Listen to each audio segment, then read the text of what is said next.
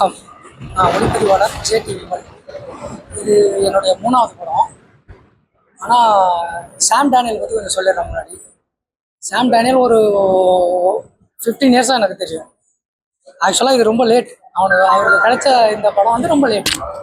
ஒரு 10 வருஷத்துக்கு முன்னாடியே படம் பண்ண வேண்டியது இருக்குது. கதை அப்போலேருந்து என்கிட்ட அவ்வளோ கதை வச்சுருக்காங்க.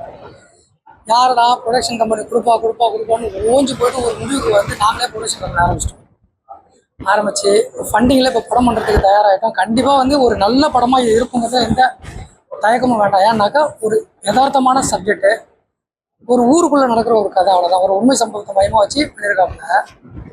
இதில் என்ன ஒரு ஹைலைட் அப்படின்னு சொன்னாக்கா, ஆர்டிஸ்ட் வந்து அதிகப்படியான வெளி ஆர்டிஸ்ட்டை செலக்ட் பண்ணவே இல்லை. எல்லாம் ஒரு கிராமத்து சூழலில் உள்ள அந்தந்த ஊருக்கு என்னென்ன அந்த மண் வாசனையோடு இருப்பாங்களோ அப்படி தான் செலக்ட் பண்ணியிருக்கோம். ஸ்கிரிப்டு பக்கா வெயிட்.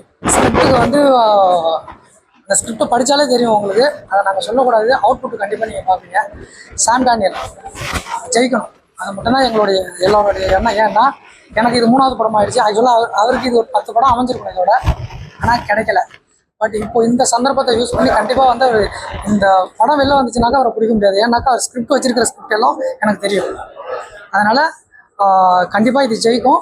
சாம் டேனியல் ஒரு தவிர்க்க முடியாத சக்தியாக மாறுவார் கண்டிப்பாக சினிஃபீல்டில். நன்றி, வணக்கம். இது போன்ற செய்திகளுக்கு இணைந்திருங்கள் நியூஸ் 5 சேனலை.